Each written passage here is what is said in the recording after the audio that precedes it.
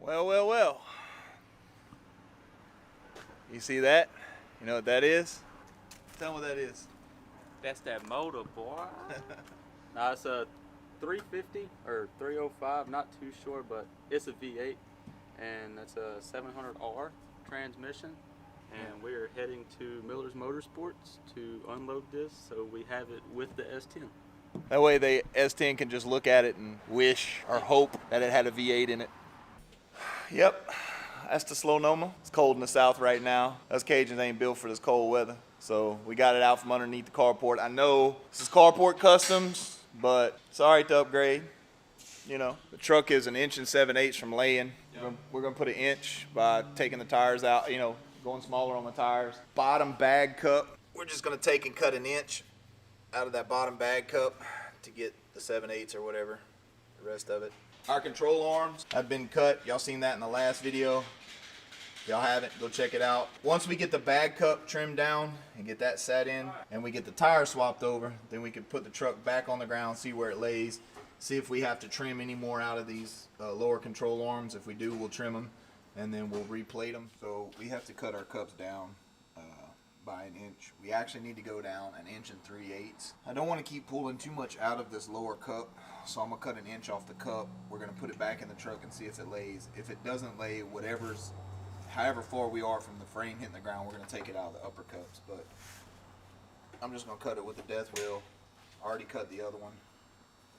I'll show you how they lay in the lower control arm once we get it all cut.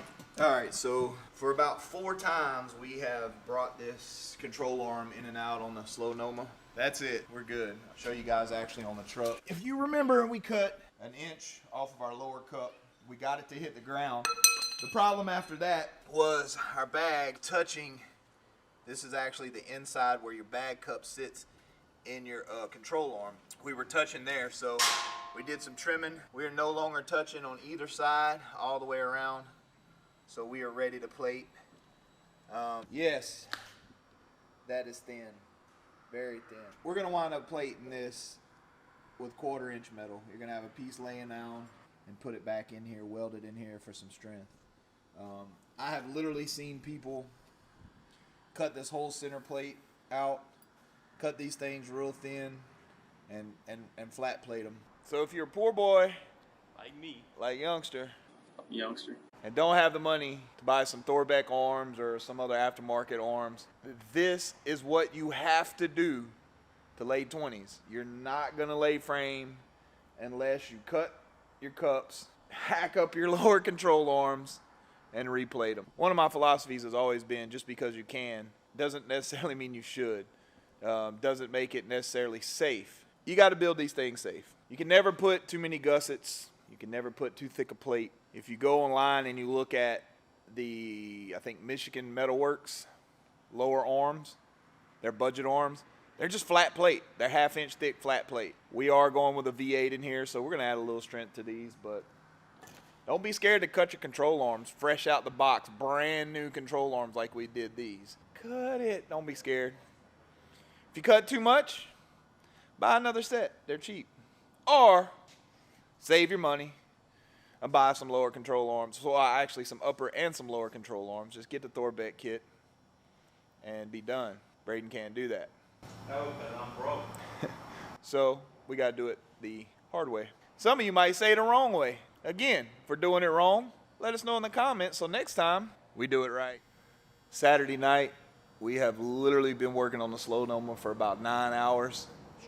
Straight, just getting it.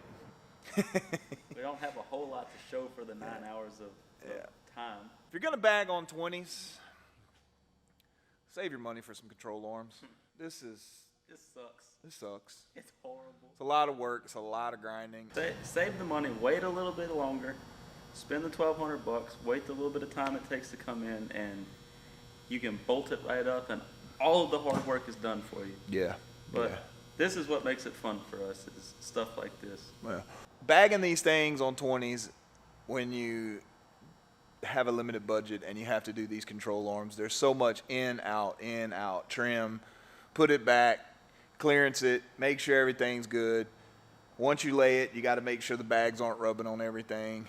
on anything, I'm sorry. So I'm gonna show y'all what we got accomplished today. We're tired, ready to get out of here. We're done. It's cold. It's cold. It's time for some chicken and sausage gumbo that the wife cooked. This is it all cut out.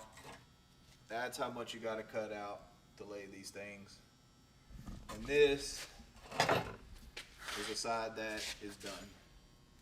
So we've plated it, and we've got it all nice and grind down. Now this other part back here, back here, I'm not gonna show you because we're not finished with it. So they've been cut down a pretty good bit. You can see this is, oh, this thing's still hot. So this is pretty much where the other part of the control arm was, and we cut it down. We used 1/4-inch plate to plate it. Put the gussets in. Go ahead and flip it upside down. And then on the back side, just to make sure, we came in and tied in some gussets that tied in from the plate. This is the back side of the plate that we put in, and then we tied in. We didn't have nothing to bend. We could have bent this, but we didn't have nothing to bend. This 1/4-inch metal, we don't have a torch to heat it up and bend it. We ain't even got a vise, people. We got some vise grips.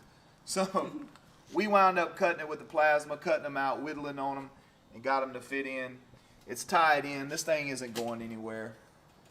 You can see this one is all nice and ground down. Looks a lot better. We'll actually show you that out of the truck. But with these control arms, what you got to do is just put them in the truck, trim them down, back and forth, trying to get these things fit in there, get the truck laid out, and whittle away at the lower control arms until everything clears, until your bag clears, isn't touching anything.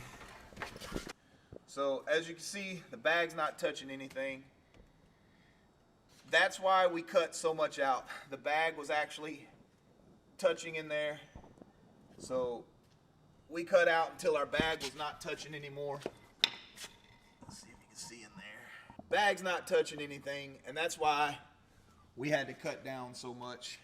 You just got to whittle away till nothing's touching, till your bag's not touching anything, till the control arm was hitting the frame. So you got to cut all that out.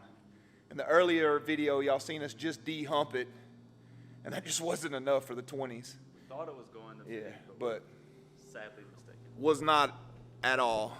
We cut them down. I'm pretty sure there's some guys out there that have done this. This is the first time me and Youngster have ever done a set of these.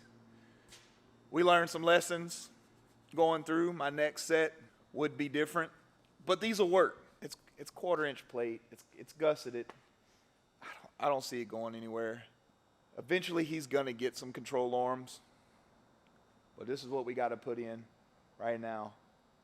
We got to put the control arms back on. Once we get them cleaned up, get this other one cleaned up, we'll put them both back on. We need to lay the truck out to see if our tie rods are gonna rub. If they are, we're gonna have to notch the frame for the tie rods, put in a piece of pipe like we did on the OBS. Once we are done with that, put the small block back in, rebuild a trans cross member, get the motor set where we're going to put it, get the angle of the transmission so we can set this rear pinion angle, and we're going to show y'all how to rip out this 2-link finally, and finally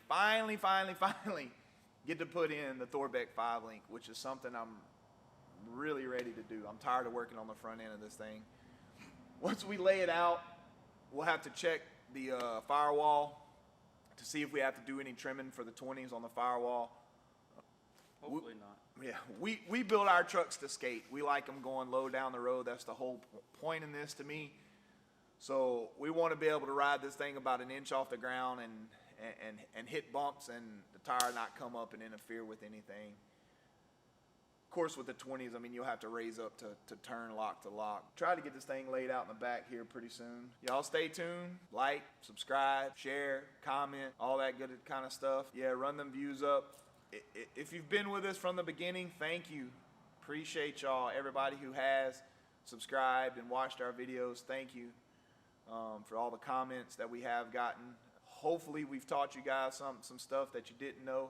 Hopefully we didn't piss off the experts too bad. If we did, you're welcome to come to Carport's Custom and come and show us the right way. Because we are no experts for sure. But thank y'all. See y'all in the next one. Keep watching. Stay tuned. And enjoy.